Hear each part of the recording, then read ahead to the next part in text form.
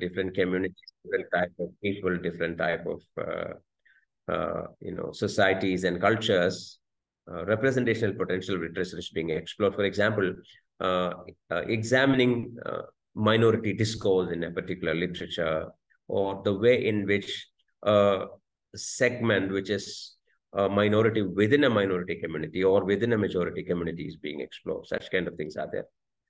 Research is also used as a location of resistance to dominant way of thinking. That is, research is also used through a study of literary works or other cultural artifacts. They try to resist the dominant way of thinking. They also unearth patterns in the racial and ethnic undercurrents of relations. Unearth hidden patterns in the racial and ethnic undercurrents in human relations. That is, a lot of racial studies are there, ethnic studies are there, caste studies are there. Human relations as exemplified by or as changed by racial relations, ethnic relations, community experiences, or caste experiences. So these are some of the things. So these are very common things that we see. What I have mentioned is very common things we see in literary researches. Having said this, we must also see what is essential in a literary research work. In my understanding, when a person is literary research work, whether it is a research paper or research paper or a dissertation, particularly when we talk about literary research, people mostly think of writing PhD dissertations or other kind of dissertations. Every PhD dissertation requires a clear title and subtitle. Okay? That is one probably first requirement as far as I understand. So title and subtitle means sometimes the titling tendencies in Indian literary research is that there are two ways of titling. Okay? For example, a feminist reading of the select novels of Anita Desai. Okay? This kind of a title will be there. But prior to this kind of title, sometimes they give something else in the beginning. That's a phrase, an all-encompassing phrase. For instance, suppose there is a discussion being carried out on marriage. Okay, the knots of discontent, KNOTS, knots of discontent. So this disturbed marital relationship is being discussed. So you can give a title something like knots of discontent. Okay, one of my scholars used this title, contesting single stories. Okay, so such kind of a phrase being used in the beginning, and it will be followed by an elaboration. This is a main trend in titling in India. Of course, there are places when we find titles as a single title without any kind of, there's only one title, there is no subtitles. Such kind of things are also there. We cannot say that which one is good and which one is bad. But in my understanding, it is better to have a title that is a phrase, which is an all-encompassing phrase, which tells the essence of the study and which is followed by a subtitle. Okay, subtitle is a kind of explanatory thing. For example, if you give the essence of your study in the title, what should follow is what exactly are you going to do it? How are you going to achieve this? Okay, what are you going to work out and how are you going to work out? Okay, so the title will tell us what are you going to work out, and the subtitle will tell us how are you going to. For example, a close reading of the works of these and these writers. Second thing is that we need primary texts. Okay, primary texts are quite essential, and it is not clear. Some disturbance. I think somebody's mic is on. Kindly ask them to mute.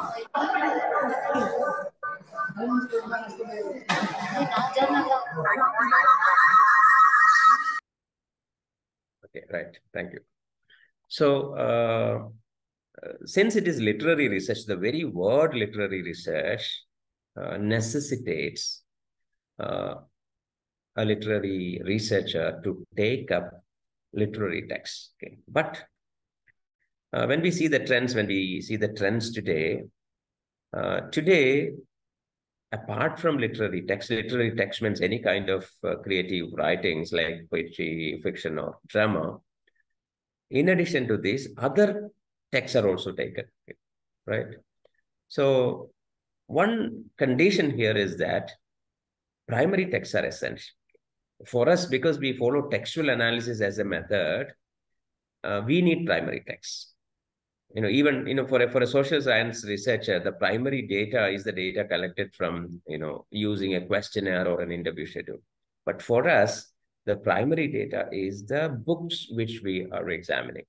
Since we follow the methodology of humanities, since we follow a methodology rooted in the close reading of books, close reading of primary texts, it is essential to have primary texts. And the flexibility here is that it is ideal to have pure literary works as the text, or sometimes, we can see that the adaptations of texts in the form of films are taken as primary text. There are also places where other cultural artifacts, including films, paintings, even, maybe short films, videos, and other kind of things are also taken as text. Anyway, there needs to be a text in the research. Okay? Texts are there. Texts are necessary. And one condition with regard to text is that we are not expected to take extremely new books, because some studies should already be available. Okay? Because one of the main definitions of research is joining an ongoing conversation. That is, a researcher keeps in mind that he is trying to read, or he or she is trying to read a few books from a new perspective. And he is or she is not the only person, is not the first person reading this book in this, maybe in this direction, or, this book is already read by many people. This book is already evaluated by many people. Many people have already written research papers on this, sometimes dissertations on this. That is perfectly all right. There must be definitely some studies, because only then we'll be able to join the conversation. Some people have already started the conversations on the book that you have taken, the books that you have selected. Your duty is to understand what is being discussed by these people, what is being discussed by those who have already done research on these books, and continue the discussion. That's one of the primary definitions of research, that is joining an ongoing conversation. Conversation here, by conversation, I mean the pre-existing studies out on the primary text that you have selected. And the third point is that, if at any point of time, if you want to clarify anything, you can just turn on the mic and ask me. I will explain. I don't think that I will lose my flow and all that. Okay. Anytime you can interrupt me, you can ask a question. Okay. So the third thing is that every literary research work requires a strong thesis statement. Thesis statement is, as all of you know, is the central argument of the study. Okay. In fact, we can say that thesis statement is the conclusion of the study. That's what exactly is trying to presented by the researcher, or what exactly is argued by the researcher. What is the sum total of, or the essence of the thesis is? It boils down to one statement, or to one sentence, or two sentences. Okay. Maybe 2 or 3 sentences maximum. It is ideal we are able to write the thesis statement in 1 sentence. Okay. If it is not possible, it's not an issue. It can be written in 2 sentences or 3 sentences. But there needs to be a thesis statement. Okay. A thesis statement is a conclusion of the study, in the sense that exactly is you are trying to establish. Okay. So when you say that the thesis statement is a conclusion, all the points that you are referring to establish your thesis, the central argument, can be considered as the premises. So in logic, the basic thing is that premises lead to conclusion. Okay. You make a lot of statements. Okay. You make a lot of statements. For example, if you try to argue that the education system in India is focusing more on giving degrees rather than on employability, so that is your central thesis. And to establish that, you have to give points. You say that it is all rote learning is being propagated. People are not given any kind of internship training. There is very little practical, excepting a few disciplines like science. Okay, so even after this practical being conducted in the laboratories, the same thing is not done in industries. There is no industry collaboration. Okay, so these are all your premises that lead you to the conclusion that the education system's focus is not on employability. So just a very general. So when you write an essay, this is the way in which we do. So likewise, when we do a thesis on a literary work, you try to argue that Orwell was prejudicial to Burma, or Orwell was prejudicial to India, or he was more aligned to, although he was born and brought up outside England, he was bent on, presenting the places where he grew up, not as his homeland, but as as a place colonized by his mother country. Such kind of a thing. You need statements. No, what are the evidences that you have? Okay, the evidences, when you present the evidences, the single instances that you present, they all together function as the premises that lead you to the conclusion that Orwell was prejudicial to both Burma and India, or something like this. Just for an example, I'm saying. And likewise, another very important aspect of literary research, in my understanding, is that a review of literature is essential. What is a review of literature? Review of literature is reviewing previously existing studies on the topic or the primary text that you have selected. When you select a topic, you have selected to discuss certain aspects of, probably masculinity, or some kind of, maybe tribal life, or something like that. Okay, maybe warlords, the life of warlords, with reference to a few Afghani novels, for example. We need to keep in mind that we are not the first people talking about this. Okay, we are not the first people addressing the books that we have chosen. Somebody else has already addressed this. And when we select, as I told you, when we select the primary text itself, we need to ensure that some studies are already there. Otherwise, there's no scope for research. Okay, because the second meaning of research is that search for sources. Okay, sources basically mean, of course, apart from primary source, we have secondary sources and tertiary sources. Okay, so suppose you take a topic on which no secondary source is available, you are the person starting the conversation. In a PhD research, PhD dissertation level, it is not ideal for a person to start the conversation. Rather, it is better to join the conversation. Whereas when you write a research paper or a review paper, or a book review, it is okay if you are the first person reviewing this novel, first person writing a paper on that, where you can manage with the tertiary sources. But when you do PhD on a novel or on a few novels, we need to ensure that something is already written on them. There are secondary sources available on them. And the select secondary sources, the most credible among the secondary sources, need to be reviewed. Okay, that is, what is the central, what did they argue about this particular topic or this particular book? That's what we have to review. Now, what normally we do is that in some universities, as I mentioned in the beginning, some universities, review of literature is considered as a separate chapter. It needs to be presented as a separate chapter. I think in some universities, it is mandatory to present review of literature as a separate chapter. In social science dissertations, review of literature comes as a separate chapter.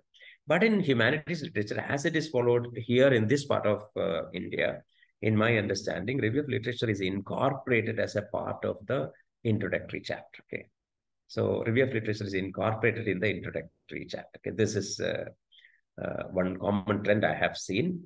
And the review, one more important thing that every researcher needs to keep in mind is that we are not expected to review substandard books. Okay, the books that we review should be of quality. That is, when you cite them, when you review them, you are giving a credit to the person who is writing this, who has written this paper. So it is, we need to ensure that the person who has written a very substandard paper should not be getting an opportunity to get your citation and your review. Okay, so we need to select papers published in reputed international peer-reviewed journals or academic books published by academic publishers only to be used for reviewing. And the aim of review of literature, as you can see in the line, it is to justify the research gap. That is, there must be some difference in your approach to the books that you have chosen as compared to the previous approach. At least a minor difference. And if there is no difference at all, you are simply replicating a topic which is being explored by another person, it doesn't make any sense. Therefore, it is absolutely important to justify the research gap. And research gap is established by reviewing literature. When you write the reviews of maybe 15 or 20 articles and papers and books that you have found on the topic or the primary text that you have selected, it will indirectly indicate that they are all different from the work that you are proposing to do in this thesis. In addition to this indirect conveying of the message that the studies have not taken place on this, we need to specifically mention that what aspect of our study is already studied, what aspect of this proposed research is already studied, what aspect is not studied, what is understudied, what is overstudied, and what is the research gap we need to establish. That's a very important. Next point is that a well-researched background of the study. Okay? You need to situate your study in a particular background. Imagine that you are talking about the post 9/11 scenario. We need to give a background note. Although we may think that the audience of our books, okay, the audience of our dissertation, or the people who are going to read our dissertation are aware of it, even though they are aware, even though they may be aware of it, we need to give some background note. What is the context in which? What is the broad context in which you are situating your study? Okay? So when you say that your study is situated in the post 9/11 context, are you talking about the world fiction in the post 9/11 context? Are you talking about the American novels in the post 9/11 scenario? Or are you talking about the way in which a particular community is represented in the post 9/11 scenario in Indian writing or in post-colonial writing, in Pakistani literature, in Bangladeshi literature, in British literature, which you have to specify. So wherever is your work, maybe it may be transnational as well. It may be located to a particular geographical place. Wherever is your study situated, you need to give a background note on that. What are the major works available in this? Okay. What are the key concerns expressed in these books? You can say that about 200 books have been published. For example, you're saying that you're making a statement that about over 200 books have been published. Fictional works have been published dealing with diverse aspects of the world as it has turned out to be after the post 9/11. Suppose you make this argument, you have to say that what is the core concerns in all these books? Are they simply stories that tell some traumatic experiences or something like that, or experiences of somebody who was affected by this 9/11 scenario? Or are these works talking about the way in which the world has changed? Okay? Right? Or are you talking about the enhanced security apparatuses? Are you talking about the enhanced surveillance that has happened? Okay. So whatever be the key concerns addressed in the books, the category of books that you have selected, you need to mention the background. You need to mention the cultural location of the works that you have selected. It may be located to a particular geographical location, or it may be spread over to 2 or 3 transnational locations. Maybe a part of the work is situated in India and another part is situated in the US and things like that. That also needs to be. Second thing in the background note is that theoretical standpoint. Okay. So from which vantage point are you looking at your works? Okay. So vantage point means, are you looking at this phenomenon from a historical background? Okay, are you tracing the history of the development?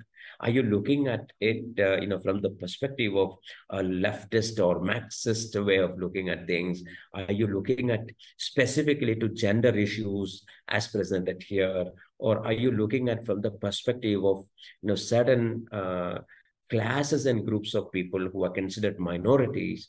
Anything we need to, okay, for which the vantage points from which you look at should be supported by some tertiary sources. Okay, vantage point means the point from which you are looking at the text. Okay, the perspective from which you are looking at the books that you have chosen. So this vantage point is informed by certain theories. Okay, maybe for example, your focus is on gender as a main concern, how gender is appropriated or gender is appropriate in the crisis that happened in the world after a particular event. You need to very clearly say that what are the insights that you have. Okay, theoretically, maybe certain theoreticians ideas on understanding of the gender is giving you insights. Okay, that is, the basest meaning of using theory is that these theories are giving you certain insights. Okay. Literary theories are used as tertiary sources. There's the name suggests tertiary means the third source. Tertiary source is not directly connected to your primary text. Okay, they are not even referring to any of your secondary sources. Okay, there may not be any reference whatsoever on the books that you have chosen, on the country that you have chosen, or any primary text that you have chosen. But tertiary sources are theoretical insights developed by some theoreticians. These theoretical insights may enhance your understanding of a book, and therefore that can serve as a background.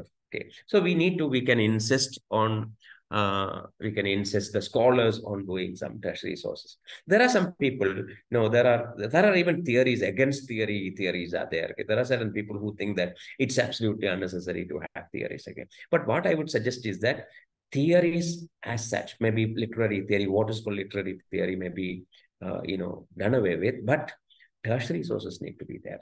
Okay? Tertiary sources are particular type of sources that will definitely enrich the research work. Okay? Tertiary, when you take tertiary sources, any type of tertiary sources can be taken. There are some studies, for example, recently one of my candidates pursued a study on this emergency and its fictional representations, some issues related to emergency as explored. One of the main tertiary sources that he has used were the journalistic and historical writings on the experiences of the emergency encountered by the Indians.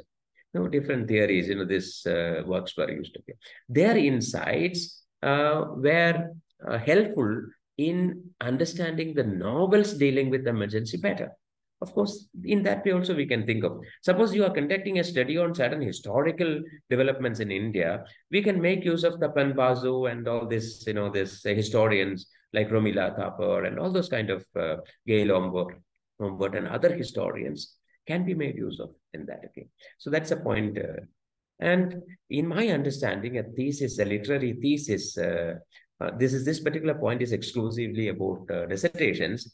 Dissertation should have a minimum of 5 chapters, in my understanding, okay, including introduction and conclusion, not less than 5 chapters. Because when you have 5 chapters, you have only 3 core chapters. Okay, if it is less than 3 core chapters, but of course, there is no uniform rule for this. Okay, the UGC has not come out with any kind of specifications that you have to have this many chapters. Normally, universities decide that. When you get the format for submitting dissertations in the University of Madras, we can see that the format is giving scope for up to 7 chapters. Okay, 7 core chapters can be included.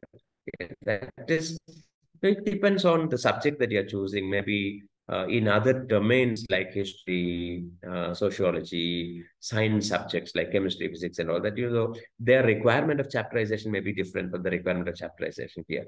Here, as we consider the entire dissertation as a long essay, we need to consider the introductory chapter as the introduction of this long essay, and the core chapters as, broadly speaking, the body of this essay, and conclusion as the concluding paragraph of this essay.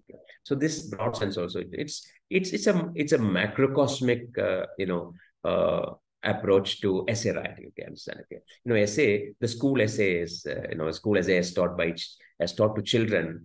Children are taught at a very young age that an essay should have 5 minimum chapters. Okay, sorry, 5 paragraphs. Okay, in which the first and last paragraphs are introduction and conclusion respectively, and in between you need at least 3 paragraphs. Okay, that are called body paragraphs. This number can be increased to any number depending on the subject that you're dealing with. So, in my understanding, okay, this also is contestable. You can contest that. Okay, I don't have any problem in contesting that. Logical ordering of ideas and chapters. Chapters need to, the most important point that you have need to be presented in the first chapter, and the ordering of the chapters should depend on the importance. Because, as I told you in the beginning, that we are starting with the thesis statement. Thesis statement is a conclusion of the study. When you put the conclusion in the beginning, your writing style is becoming a kind of inverted pyramid style, in which you start with the most important points and slowly come down to the least important points. So the structure is that of an inverted pyramid. So therefore, here, when you chapterize, you need to keep in mind that the most important chapters should come first, and the less important chapters should come a little later. Okay. So two more essential things are there. One is we need to follow the academic styles and conventions. By academic style and conventions, I mean academic writing conventions. Okay. So in many universities, academic writing is now becoming a very important subject, a very important skill being taught to the students. But in India, we don't have a tradition of making writing skills important, because in Western universities, particularly in the US and UK, every university has a particular center called Writing Center, and that is aimed at providing additional writing assistance to people from other countries. Okay? Students who are pursuing their undergraduate and school education in the US or UK will definitely get enough training on the basic methodology of academic writing. Whereas people coming from other countries, foreign students, they may not have that much expertise in writing. So every university has a writing center.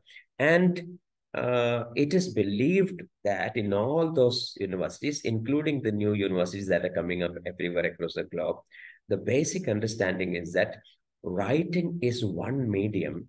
The presentation of what you write is one way in which the evaluation of a tertiary level student is carried out. For example, in our even the existing system, if you think of, we see examinations, assignments, seminar presentations, or publications. All this basically are rooted in writing. Okay, so writing means which type of writing? They need to be trained in academic writing.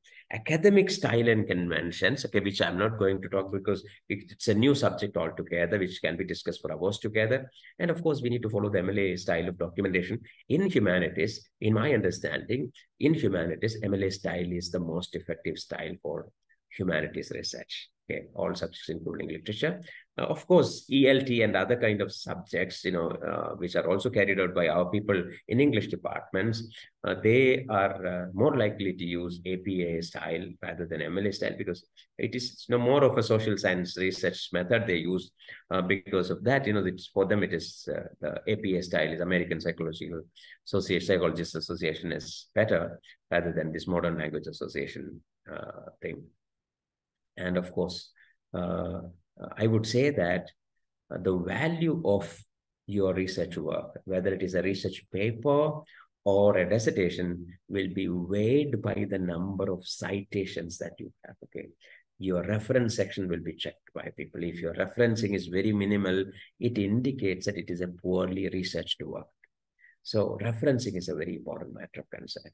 Whatever be the emerging trends, in literary research, unless and until we address this particular fundamentals, it will not be possible for us to understand the importance of research. We need to tell everyone in research that your sources are your strength. The more the sources, the better the research becomes. Okay? That is, in humanities research, we know that it is all the whole foundation of humanities research is relying on subjectivity, individuals' opinions, and individuals' ideas. The only thing that we follow is we follow logical argumentation and substantiation of ideas. So when you use such kind of a vague method of substantiation, which cannot be established using what we say quantitative kind of techniques, the authenticity may be questioned at any time. Okay? So because of this, it is encouraged that you take opinions of so many different people to establish that your opinion is strong. Okay.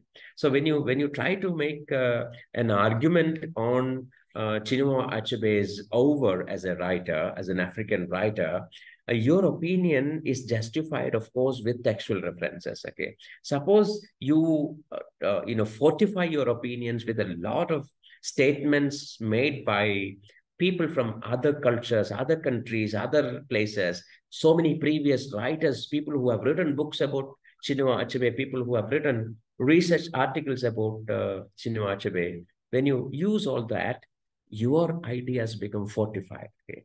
That means your ideas are strengthened.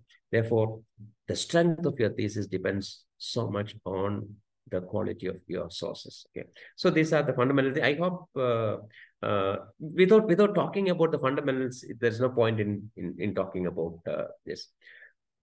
The emerging trends. One more thing I wanted to draw attention to is the methodological restrictions. All of us know that English literature or literary studies belong to the broad domain of humanities. Okay, and all the subjects that come under humanities, like literature, film studies, journalism, maybe philosophy, and arts. Okay, any kind of arts, different kind of artistic expressions. Okay, all these subjects, one central notion is that one central point is that they are all subjective expressions. They are all creative expressions. They come from different individuals. Okay.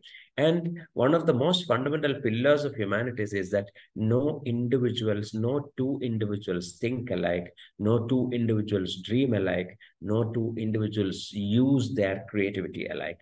Therefore, every individual work is unique.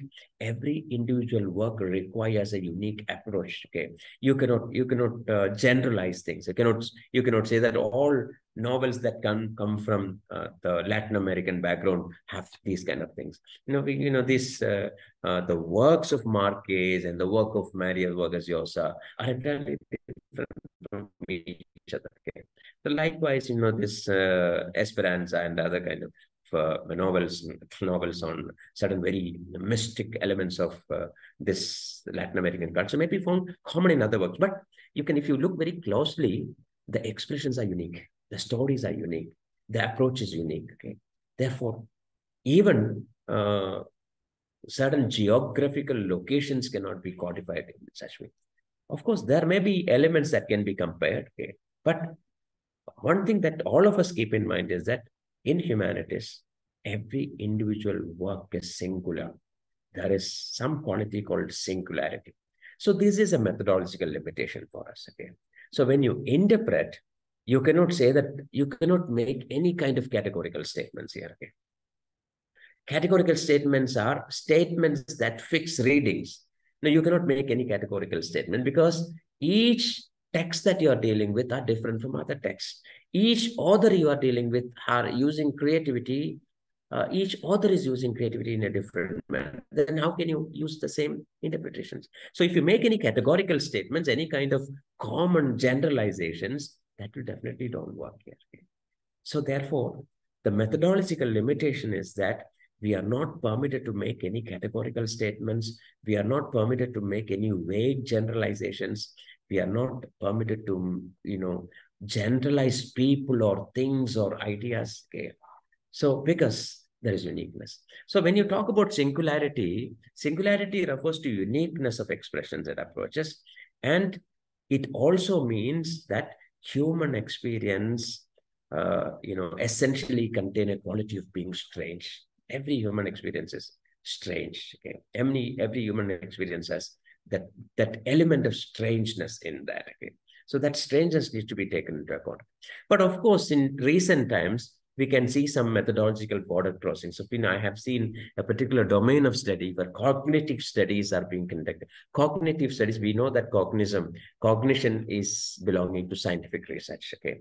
So there are some occasions when cognitive studies are approached in literature. For example, there is cognitive disability studies, there is cognitive cure studies, okay, in which they mix the methodology of humanities with the certain methodology of science. For example, certain scientific investigations are also incorporated in that. Okay, sometimes imagine you make use of a certain lab reports of a person's mind. Psychological something is being made use of. That's a mixing of method. Okay, such border crossings are now becoming Such border crossings are now becoming acceptable in literary research. Okay. And one more example for literary border crossing in methodology is literary ethnography. Ethnography, as all of us know, is a methodology followed by anthropology. Okay. No, it is a kind of method in which, a person uh, lives very close to a community, and of course they use qualitative tools. For example, yeah, they use qualitative tools, of course. uh, it's very immersive kind of a study. Immersive in the sense that the researcher is immersing himself into a particular uh, uh, area of research. For example, you want to study the life of people living in a fishing village. Okay, where there are some issues like communal clashes or certain other disturbances. What an anthropological researcher or an ethnographic researcher does is he or she lives with those people for a period of time, interviews so many people, collects different kind of data. Likewise, this studies about certain other communities, tribal communities and all that. Sometimes you may have to talk to them. Shall we say, their views and opinions have to be gathered. They have to be codified. They have to be collected in the form of a data. So, and you come to some conclusion. Of course, there is a quality of uh, qualitative research there. And this sometimes, the literary analysis also is being used. I remember when I was working on Parsi literary works, those way back when I was doing research. One of the suggestions given by my guide, Dr. Arvi, who is no more, he was asking me to interact with the Parsis living in those vicinity. In Calicut, he says that there are a lot of Parsis. Why don't you interact with them? Now, when I came to Chennai, I had an opportunity to meet a Parsi teacher who was working in a nearby college. So those insights were very useful, okay, in understanding Parsi novels, the novels written by Rohind and Mistry and others. So literary ethnography is one more example of border crossing done by. Okay, there are many other examples. Owing to time constraints, I'm not going into that. Autobiography. Suppose you study fictional works with reference to biographies or with reference to certain realistic expressions, and you talk about certain cultural narratives. Okay, for instance, if you study the novels of Perumal Murugan, I think he is referring to a lot of ritual practices in different parts of Tamil Nadu. Those ritual practices, if you want to have a closer look at these ritual practices, you may have to interact with the real people who are practicing it again. So such kind of excursions into those domains, normally humanities researcher is confined to a library, or humanities researchers do not go beyond the books. For them, there is nothing outside the text. To use a statement made by Derrida in out of context. Okay, there is nothing outside the text. So everything they do using books, but there are opportunities also for. Okay, but in some dissertations I have seen interviews with the authors, interviews with certain people connected with the research being added as annexures to literary works, literary researches. Sometimes photos are being added about the tribal communities on whom the research is being carried out. Okay, this kind of things are quite interesting in my understanding. So today there is a scope for border crossing in methodological, but we need to justify that because it needs to be carried out only if it is essential for making the study more interesting, more appropriate. Okay. So having said that,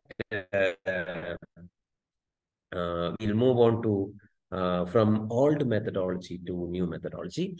So if you think of the kind of topics that were, pursued by people as PhD topics way back in 1960s and 50s and all that, we can see that most of those early research writings were on the technical aspects of literature. There was a very famous writer, in India. His PhD thesis was titled "Aesthetics of Metaphor." Okay, right, and there are studies like irony in Shakespeare's Hamlet, and many things like that. That is, poetic techniques in the works of a particular writer, or certain dramaturgy being used by a dramatist, or experimentation in the way in which uh, the the genre is approached. Okay, so those studies were, in a way, explore the technical aspects of writing. Okay? Now, there are, of course, technical aspects of writing is continuing to be studied. For example, people who are pursuing research in stylistics and, linguistics and all that. Okay, even today they are exploring, for example, a particular type of words being employed by a writer. The kind of tendency to use adjectives or adverbs, or certain nouns or pronouns or something like that may also be, such kind of stylistic studies are also going on today. They're also belonging to part of that. And another very important study is that there were occasions when literary researchers were like literary critics of yore. They were trying to find out the omissions and mistakes in literary works. Okay, such kind of, for example, you can see that the early writings on Shakespeare's works included certain critical evaluations of the places in his in novel. For example, there were geographical mistakes in that. There are chronological kind of issues in Shakespeare's plays. So there were differences that, suppose, for example, the play is set in Scotland, and the language used by the speaker belonging to the Scottish thing, it doesn't use that particular person doesn't use the dialect being used by the people at that particular time. Such kind of minute analysis of dialects, there's dialects and language variations, and even fact-finding missions. So these were a trend in some time back. Okay. One more trend was that I remember my guide gave me a dissertation which was an in-depth study of Khushwant Singh's novels. Okay, that was okay in those days. This was a thesis submitted to Manonmaniam Sundarnath University or something, which for which he was examiner. So that was quite common in those days. That is, you take all the works of a particular writer, and the very title of the dissertation itself is that an in-depth study of Khushwant Singh's novels. Okay, that kind of title was quite common, where the entire over or the entire works of a writer is being selected and explored. What are the kind of tendencies that he's displaying as a writer, and what are the key trends that he displayed? Okay. And there were also cases, I think all of you would agree that there were many far-fetched comparisons. And during the 1960s and 70s, many dissertations in India compared the Dalit experiences or casteism and different other racial experiences in India with the problems faced by Africans or African Americans, okay, in America. And there were attempts to compare racism with casteism. And there were very interesting studies in which Bharati was compared to Shelley, Valmiki was compared to Homer, and such kind of studies were there. Okay. So this was a trend in those days. I think in today's scenario, even comparative literature, people are not pursuing this kind of topics. Okay. And there was a kind of wave of studies which were focusing on women's literature. If you just check Shodhganga, the research submitted to any Indian university, you can see that the studies, PhD researchers completed before 1999, before 2000, okay, a large number of them were feminist kind of studies, okay, not particularly feminist. Initially, they were just talking about women's oppression, patriarchy, and all that. So this was a very common trend. You can see that, you can see one particular author that you can find in large numbers is Anita Desai, for example. Okay, hundreds of dissertations have been written by Indian literary research scholars on Anita Desai, particularly with reference to women, urban women, empowerment, patriarchy, oppression, and a lot of other things related to this anthropocratic order of things. Okay, so that is, and repercussions of another tendency is that that is gender-related studies, particularly women only, not men studies. Okay, effects of comparative literacy in the United States. Because so many Europeans during the middle, somewhere in the middle of 20th century, a lot of European academics have migrated to US from various European countries. These people, in order to sustain their interest in the language in which they grew up and the literature of that language, they established, comparative literature departments in the US. Okay, when you read the essay on the slender book published by Gayatri Chakravarti Spivak, okay, on border crossings, okay, she tells us the difference between two types of departments dealing with comparatism. She says that there were comparative literature departments. The main duty of them in the US were, dealing with comparison with European languages. Okay, they did not compare with all. Second thing that they did is that they there were comparisons, there were studies about other countries. For example, studies about Vietnam, studies about the Middle East, studies about the Asian countries. All these were taken care of by another department called area studies. Again. So within comparative department, there were so many problems of elitism, which they were, as a result of the popularity of comparative literature, many Indian scholars also started discussing comparative literature in different ways. So that also was a trend. The other trend is that, of course, the arrival of theories have transformed literary research. Okay, if you just go to Shotganga and check the titles of dissertations during the 1980s and 60s, 1780s, and even 90s, and the titles after 2000, you can see a stark difference. Okay, so most of these titles indicate the use of theoretical approaches. Okay, so theoretical approaches came in vogue, maybe very popularly after the 1990s. And later on, of course, in the new millennium, after 2000, it has become the order of the day. Okay.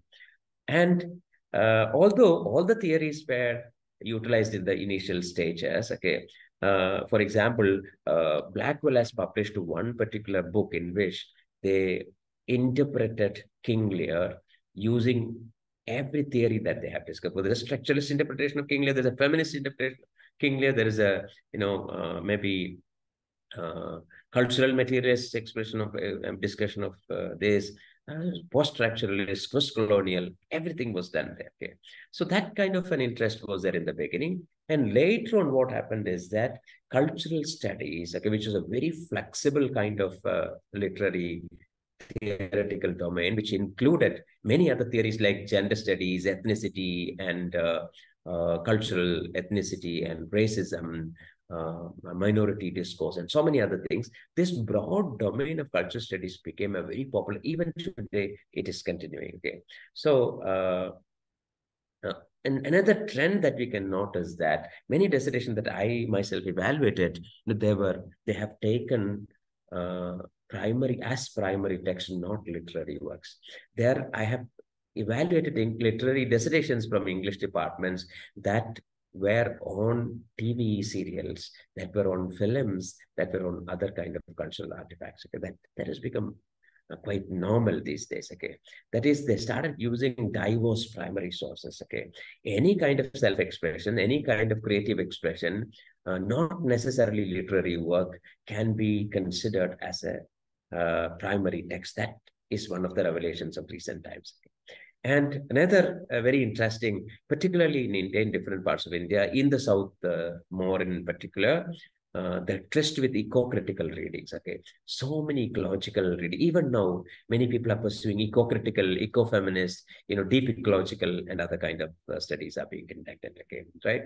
And there is there is a plethora of works in diasporic studies. Again, at a particular point, one university I visited, there was a kind of indignation that, where people were really openly saying that the guides have stopped taking anyone coming and proposing to do on diaspora studies, because that many studies have happened. And one general feeling is that diasporic studies are very, very shallow. Not only the approaches, not necessarily the approaches, they're talking about the books. All diasporic novels were known for the shallowness in the story. They were not using, although they were categorized as literary fiction, they were not using much of literary technique. They were all very plain stories about the experiences of expatriate people in different parts of the world, and their cultures, their cuisines, the way in which they retain elements of their roots and the way in which they retain their language, the way they relive their identity, the way they form new ethnicities. Okay, these were the kind of things that were explored. Okay, so quite obviously, these works flourished because it was very easy to examine this kind of works. Okay. Okay, so before the emerging trends include, before I move on to medical humanities, the emerging trends include, okay, what are the new trends in literary research?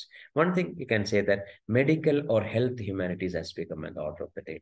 Anything related to caregiving, anything related to human beings' life, including death, and all those things have become the order of the day. Blue humanities, man's association with the seas. Okay, this has been, all this you can say that people have been pursuing this topic even in the earlier times also.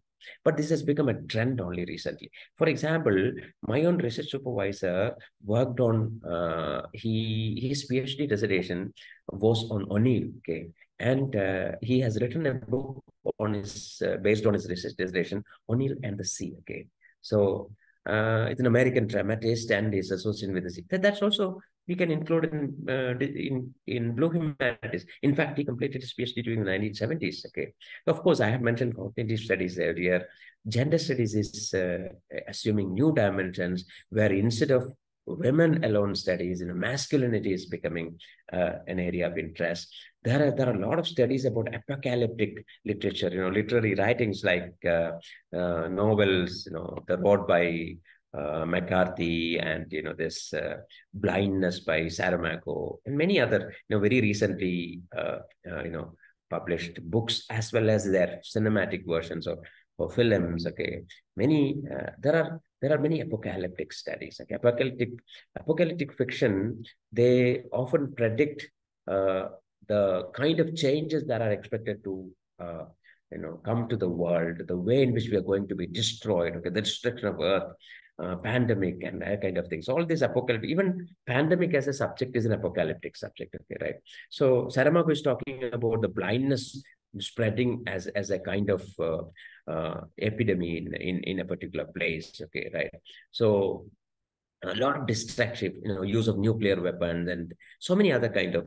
Here, these studies focus on what happens to human beings. What are the changes happening to human mind? Okay, one very interesting insight that we can get when we read Saramago is that people become, return to their basest elements when they are faced with a crisis. Okay, that means human beings lose all the aura of civilization. The what we call the screen of civilization disappears, and human beings become not in any way different from any other animals, and they don't have any iota of this so-called civilizations pretensions. Okay, that kind of a thing you can write.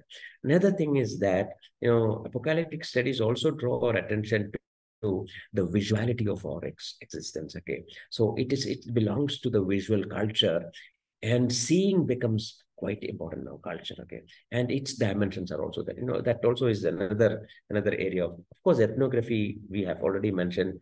There is energy humanities. Okay, energy humanities, as I said about blue humanities, there are studies about different energy fields, but there's one particular anthology in energy humanities which talk about this poems related to oil wealth and that kind of things, and conflict, energy related conflicts between the world, between the countries, and this certain new domains of energy, like the politics of using nuclear energy, and sharing of energy, sharing of, even we can think of course, the mobilities that are changing. We are moving from fossil fuel to different other fuels. Those things are quite important in this. So post-truth and disinformation, I need not tell much about that. Okay, we are living in an age of disinformation and post-truth, where truth, the opinion becomes the truth, and manufacturing of the truth has become a day-to-day event which is accepted. Okay, right?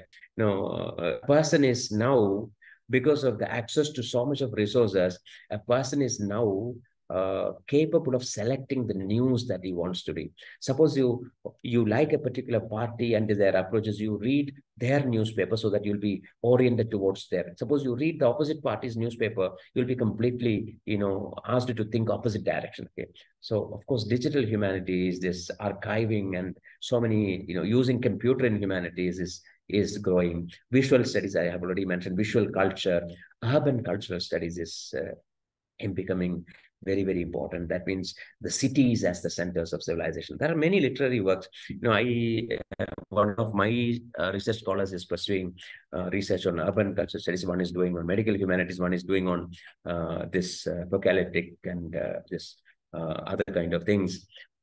So I used to tell them certain, for example, works like this Carl Sandburg's very famous poem, Chicago. If you read that poem, okay, that poem, although it was written about 70 or 80 years back, in the middle of 20th century or 1960s or something, Carl Sandburg's Chicago is a poem that tells us about a city. It's a kind of pen portrait of a city. Likewise, when you read this T.S. Eliot's very famous poem, Prufrock, okay, Love Song of J. Alfred Prufrock, urban cultures are oriented. They're poetic examples. Of course, there are many novels. You can, for example, this Narcopolis by the Indian novelist is a novel set in Mumbai. There are many novels set in the city centers in different parts of the world. Okay, and the city as a space is quite interesting. Okay, that is these dimensions of city life, the urban cultures and the way in which people change themselves in a city, the rat race which is being happening between individuals in pursuit of wealth, all those things are explored in literature as well. Even that white tiger has elements of urban cultural studies. Okay. So literature and artificial intelligence, of course, is a very emerging area. I think somebody else has already spoken about that. I'm going to speak about that. Okay. So I don't want to penetrate much into this. Artificial intelligence, we need to keep in mind that today, recently one writer has confessed that she has used chatbots to write. Okay, so it's an open confession. And one of the research guides in my college, a science research scholar, he has showed me a paper in which ChatGPT is mentioned as one of the authors. Okay, so this is a kind of age in which we are living. Okay, so creativity changes and everything changes in an age of artificial intelligence. Okay. Of course, there are some studies dealing with the genetics in literature. Of course, Anthropocene and climate literature is a very crucial field. The kind of damage that human beings are doing to the earth in today's context are being very widely explored by these studies today. And comic and cartoon studies are also, of course, graphic novels are becoming very significant. And of course, graphic novels, very interesting thing about graphic novels is that a graphic novel is written by two people, okay, right? It is not written by one person, okay? Of course, there are some rare cases in which the writer himself is the illustrator, okay? So we have a writer who is writing these small dialogues there, and of course, we have an illustrator, okay? So this is also a question of the use of creativity. How are two diverse individuals are able to come together and use their creativity, and probably we can examine the kind of mismatch that is there in the illustration as well as in the statements made by the writer. Of course, many other things also, even as a medium of conveying self-expression or creativity. Definitely this comics and okay, what I plan to do is that I will try to discuss, for example, medical humanities. A few areas I will try to, because due to time constraints, I'll not be able to discuss everything. Suppose medical humanities is taken as a core area in literary research. What are the areas that are being key areas of concern here? One is disability. Of course, disability studies is considered as another domain, of course, but disability, we have to understand that all aspects of disability come under the broad purview of medical or health humanities. Okay, caregiving, different form of caregiving, medical ethics, the idea of normality, different concepts of normality are there. A person suffering from mental illness or physical illness, disability, all those things affect the normality.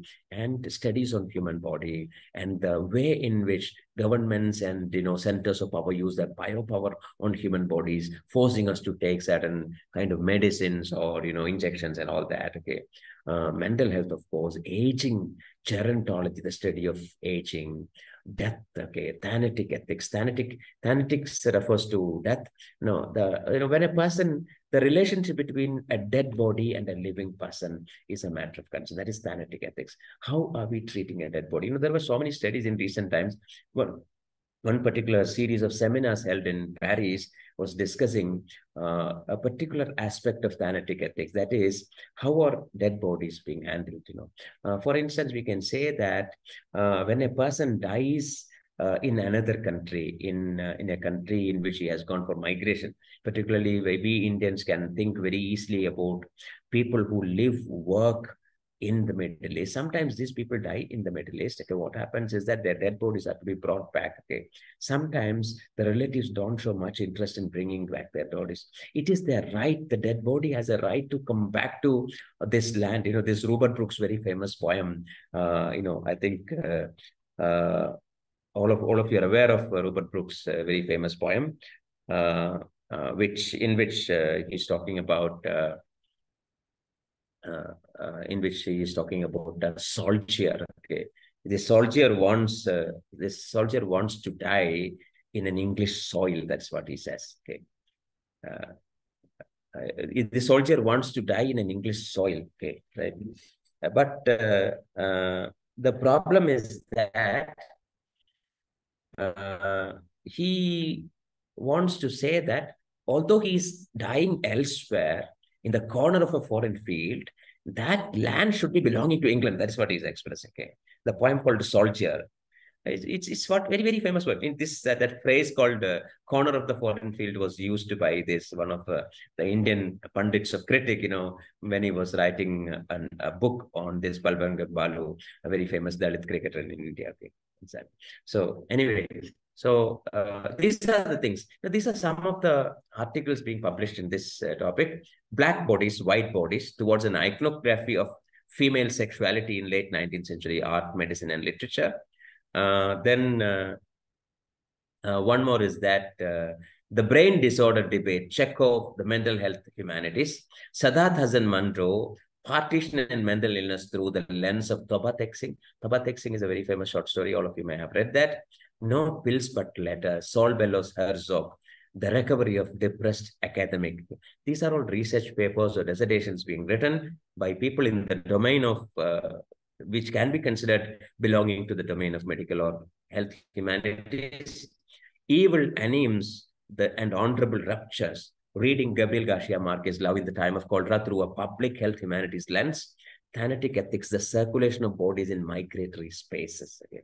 So these are examples. Okay, if you have doubts, you can clarify that. Likewise, Anthropocene, the key concern in Anthropocene is a new geological epoch, marked by humanity's indelible alteration of the earth. Okay, this is a quotation taken from a critic. Its rock strata, ecosystem. So, all these things in the earth are being appropriated or altered by human beings. Okay, this is the scenario in which we are living. Studies in literature and environmental humanities are the ones which are taking Anthropocene very seriously. And towards these studies are mostly focused towards an understanding of humans' interconnection with Earth and that the Anthropocene demands. What we are talking about climate change. Okay, we are talking about the problems caused by the rising pollution and a lot of this global warming and so many, all those kind of things come under the broad topic of Anthropocene. There are some examples of the studies conducted in this domain. Metaphorical patterns in Anthropocene fiction, poetry and Anthropocene, ecology, biology, and technology in contemporary British and Irish poetry. For the planet, for home, generating planetary responsibility, climate fiction of Los Angeles. Okay, so climate fiction belongs to Anthropocene. Okay, the problem of this trash society, anthropogenic waste and neoliberal city in J.G. Ballard's Super Canes, Millennium People and Kingdom Come. Okay, so these are books by this Ballard. Okay, so these are examples of the way in which Anthropocene is used. As the time is approaching, I'm trying to rush it because I need to leave at least some minutes for asking questions. Okay, Blue Humanities, as I told earlier, the main concern is by drawing on oceanography, that is marine sciences, and limnology, that is freshwater sciences, social sciences, environmental humanities, the field of the blue humanities critically examines the planet's troubled seas and distressed fresh waters from various socio-cultural, literary, historical, ethical, and different other perspectives. Now, of course, climate fiction can also be included here. Environmental literature and deep ecology can also be included in this. So thus, there are some sample articles or dissertations being written on this. The one who comes from the sea, marine crisis and the new oceanic weird in Rita Indiana's particular book, which is a French title. Okay, so the blue cultural fix, water spirits and world ecology in George Amato's Marmoto and Pepetela. So this is another book. The Black Atlantic meets the Indian Ocean, forging new paradigms of transnationalism for the global south, literary and cultural perspectives. Okay, the Black Atlantic meets the Indian Ocean. Okay, so see the title. Okay, so these kind of studies are, there are certain emerging branches, like for example, Indian Ocean studies. Okay, has recently emerged as a new domain in which some of the professors who are specializing in Indian Ocean studies belong to India. And there are these kind of broad disciplinary domains in social sciences also include potential, also offer potential for humanities research, particularly literary research. So one more interesting area is masculinity. Masculinity, key concerns men and masculinities is what they basically deal with. Masculine stereotypes instead of women, feminine stereotypes is they looked into. The impact of patriarchy on men and women, alternative masculinities they talk about, hegemonic ideals of masculinity they talk about. Okay, so they talk about male protagonists in focus. Okay, right? Writing men, literary masculinities from Frankenstein to the new man.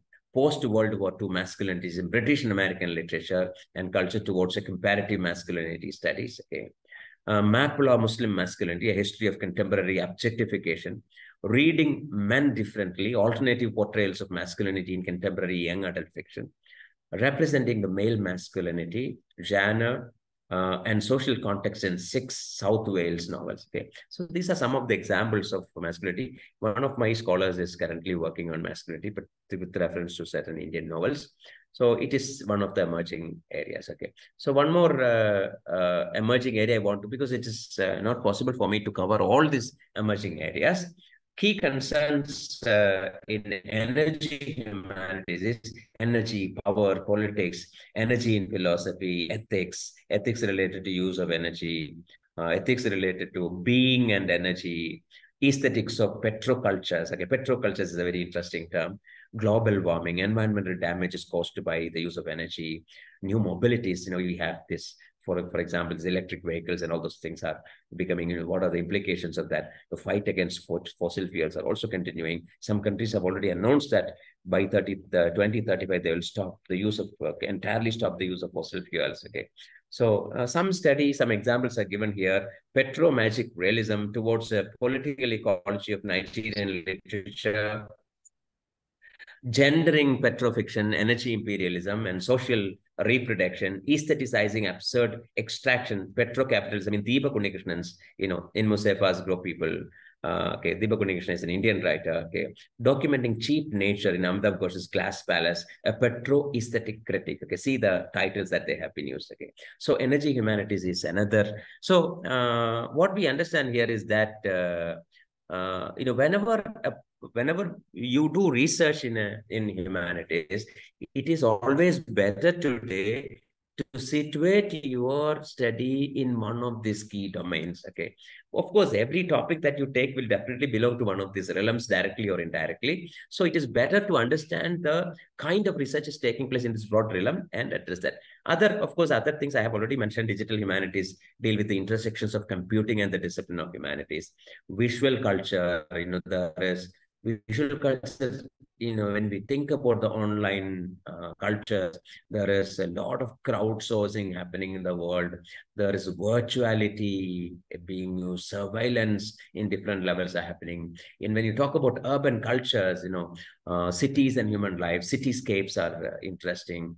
Literature and artificial intelligence, you can think of creativity in the age of AI, genetics in literature, expressions on genetic sciences, science fiction interfaces we can think of, comic and cartoon studies, you can think of graphic narratives, apocalyptic studies, you can think of predictions of destructive futures, prospects, post-truth and disinformation, you can think of manufacturing of truth and politics. So these are some of the domains. Okay. So I have come towards the end of my presentation. One thing, last point I want to mention is that developing an academic identity is very crucial today. Whenever anyone goes for interview, they will ask you your Google Scholar ID. They will ask you your Scopus ID. They will ask you your researcher ID. They will ask you your ORCID ID. Okay. So these different identities have become very important today. When we develop, for example, our profile on Vidwan, we are expected to mention all that. Okay. And the whole world is able to see our contribution. Of course, there are some private websites like Academia Edu and Research what's that, research gauge, they're also searching for the citations of your paper. Very often you get emails stating that your paper is read by these people. Okay. So sometimes some interesting insights also we get. Just one insight I wanted to tell is that in 2008 I wrote an article on 3 postmodern poems written by an American writer.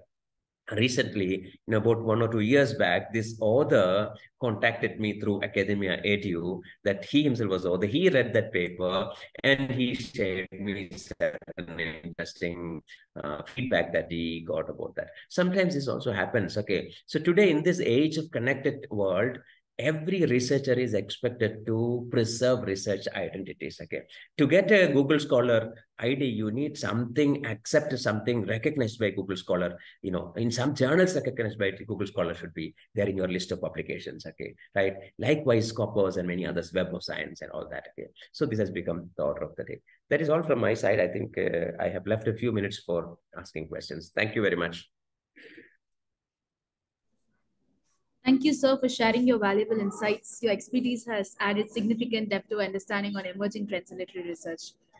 Any questions, participants?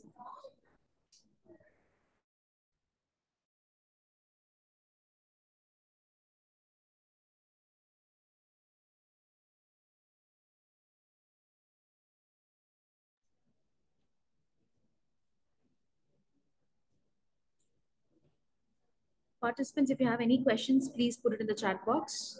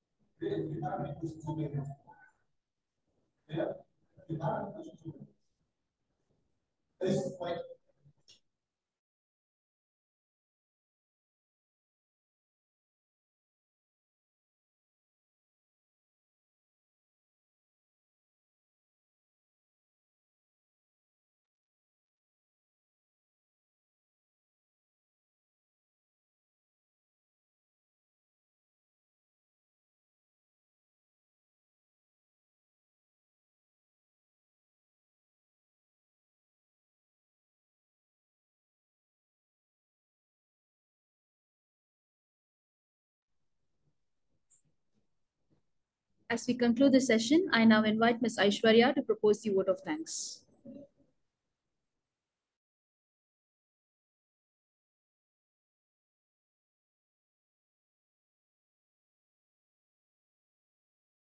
I'm not able to hear properly. I think there's some.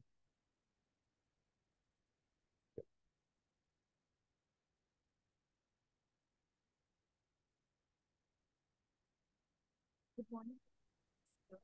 You're not audible. Actually. So can you hear me now, sir? Yeah, yes, yes, yes. Please go ahead. Okay. Sir, is my voice audible? Good morning to you. Develop an attitude of gratitude and give thanks for everything that happens to you, knowing that every step forward is a step towards achieving something bigger and better. I'm here with a heart full of gratitude and a deep sense of appreciation for the privilege of expressing a sincere thanks. Your voice is very feeble. Okay. Hmm. Is it okay now, sir? Can you hear me? Today, we come together not just as individuals, but as a community that has shared moments of joy, learning, and collaboration. First and foremost, I extend my heartfelt thanks to Dr. Anvar Sadhath, Associate Professor, New College, Chennai, for his inspiring presentation on emerging trends in literary research that has set the tone for today's gathering. Your insights have been enlightening, and we are truly delighted and grateful for your contribution, sir. I would also like to express our sincere sense of gratitude to our Dean, Deputy Dean, Head of the Department, and all our faculty members for initiating such an essential program for all of us to learn and explore research in a broader spectrum. To the organizing committee and all the volunteers, thank you for your tireless effort and dedication. Without your passion and commitment, today's event would not have been possible. Our sincere thanks to all the participants and attendees. Your active participation and enthusiasm have created a vibrant atmosphere, fostering meaningful interactions. Last but not certainly the least, I extend my gratitude to each and every one of you. Your presence here today adds a special significance to this occasion, and we are truly honored to have you all. Thank you. Thank you. I think before we wind up, I just want to see two questions. So one question is there in the chat box. Okay, could you please share with us some different identities to hunt our research? Now, I don't understand this question. Okay, I don't know what the research. If you can clarify, I can make it clear. One more thing is that I didn't know that my voice was breaking. Very sorry. I think hope it was clear by and large. Okay. Okay. Just now I'm reading these chat messages because I was so engrossed in the presentation that I couldn't notice that. So the person who has asked question, if you can clarify, I can make it clear.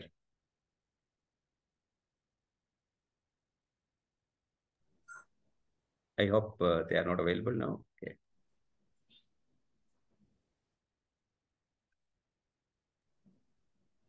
Some different identities. I don't understand the question actually. Okay. Right. Sir, can I raise a question, sir? Yeah, please, ma'am. Is there anything known as embalmment studies? What is that? Embalmment studies.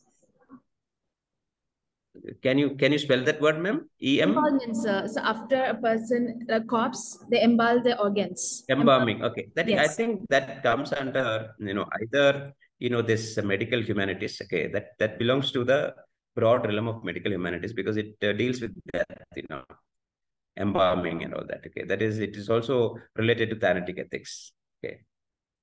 So it belongs to the broad realm of health humanities or medical humanities.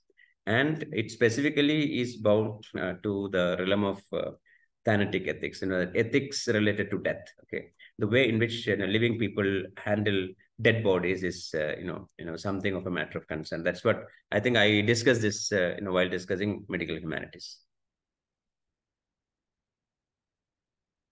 So most of the things that we do probably are part of some of these broad domains. Okay, I think specifically also, for example, disability studies separately people are approaching. Likewise, this embalming also can be used as a separate domain. Okay. I hope it's clear. Yes, sir. Thank you very much, sir. Okay, I think that's all.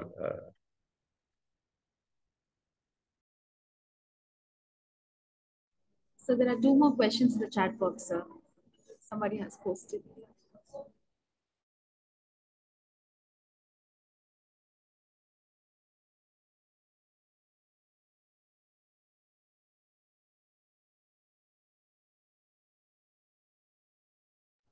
So your audio is on mute, sir. Can you just read out those questions? Okay, right. Sure, sir. Okay. Question is from Arun Kumar. Okay. We need some best forum like Google Scholar to enhance our research work. Could you please guide us? Okay. I think for researchers, particularly humanities researchers, we need access to secondary and tertiary sources. That's the main concern for us. Okay. And individuals will not be able to access those expensive resources. Only institutions will be able to access. Okay. So UGC is providing this InflipNet service called NList, which includes a big database called JSTOR, which includes so many literature-related journals. Okay, so that is one particular area that you can. Okay, this is not. I'm not talking about any forum. These are sources. Okay, so because she mentioned Google Scholar. Google Scholar is another domain, but the problem with Google Scholar is that not everything that is listed in Google Scholar may be accessible for us. Okay, so access we have to do using some other means. Okay, right. For forums, I think all researchers need to network with other researchers. Okay, and we have certain professional networking areas like LinkedIn where we can meet other researchers. Okay, so what we need to do is that everyone knows, because the world is too small today, because it's a global village. So where we can interact with people from any countries or any cultures using LinkedIn. Okay, so I think the best platform for interacting with this is any professional site. Of course, specifically there are two research platforms specifically meant for researchers. One is Academia Edu and ResearchGate. Okay, these sites are exclusively meant for researchers, of course. Okay, so for humanities or any researchers, these sites are useful. And this Academia Edu is also publishing a journal, okay, a very high quality journal that can also be made use of by the scholars. Okay, so Google Scholar is a kind of place where you will get a list of all the publications available on Google search. Okay, and but the problem is that you'll not be able to access every one of those articles. Okay. I think that is clear. Any other questions? Okay. Yes, sir. It is from Bubala Krishnan. Okay. Which type is better for literary research, quantitative or qualitative research? Definitely qualitative. We don't have any quantitative research to do. No, understand? Our methodology is basically qualitative only, not quantitative. We don't have any kind of quantitative research opportunities. And methodology of humanities that we follow is rooted in qualitative research only, not in any way quantitative. We need to stick to qualitative. That means we are all bringing out our opinions and readings and interesting interpretations, etc. Okay. Okay. I think these are the two questions there, right? Any other questions? Okay. That's it, sir. Okay, right. Thank you very much. Thank you all for your patient listening. I hope I am able to give you some ideas on literary research today. Thank you very much. One more. Yes. One more question Yeah, posted in the chat box, sir. Okay, please tell me, ma'am. Suggest some methodologies like survey research. What is that? Suggest? Some methodologies like survey research. Methodology for survey research. Yes, okay. Suggest some methodologies for survey research. Actually, survey method is used by social science scholars. Okay, right? For taking survey, it is not part of the methodology of humanities. In literary research, we normally don't do survey research, but in ELT survey can be conducted. Okay, ELT research survey can be conducted. So for which what is required is you need to prepare how we are going to collect data from the participants. We need to decide the number of what is needed is decide the number of respondents. Okay, whether it is a social science research or ELT research, we need to decide the number of respondents. Okay, the number of respondents depends on the different disciplines. I think there is an accepted number of respondents in many disciplines, 300 or something like that. I don't know the exact number. And then the medium, are you using a questionnaire? Are you using a Google form? Or are you using an interview schedule? Okay. So these are the methods available.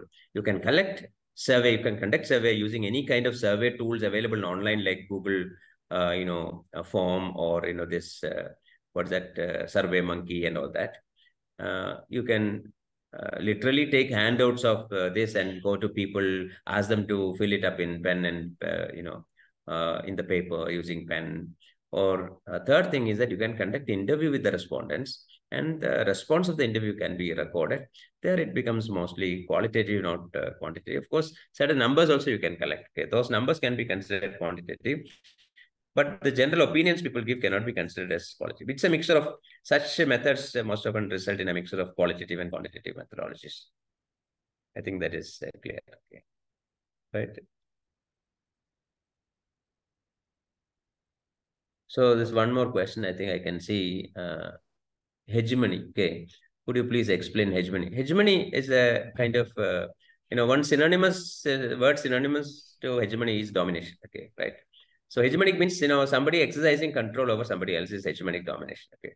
The term was introduced by this, what's his name? Very famous Marxist thinker, Italian Marxist thinker, Antonio Gramsci. So Antonio Gramsci in his prison notebook starts telling about, talked about hegemonic domination. Okay. For example, you can say that the colonizers' domination of the colonized people can be considered as an example of hegemonic domination. Okay. So maybe government's methods to oppress certain people who do not conform to the state ideals can also be considered as a kind of an example of hegemonic domination. Okay. So any kind of domination, any kind of exercising control over people's will, people's ability to use their own agency can be considered hegemonic domination, right? So we can consider domination as a kind of synonymous word to hegemony.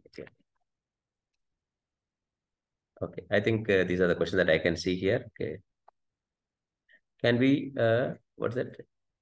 Can we apply neocolonialism for the term hegemony? Okay, so hegemony can be used for all type of domination, whether it is colonial domination or post-colonial domination, or even this dominations, different forms of dominations happening in this age of globalization and age of conflict.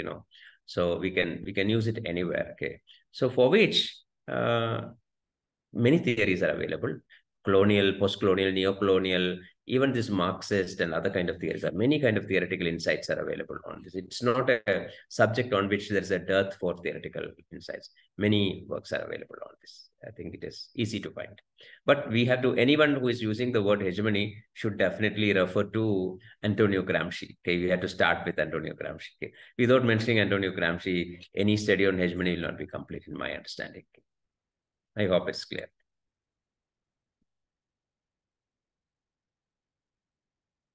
Okay. Thank you very much.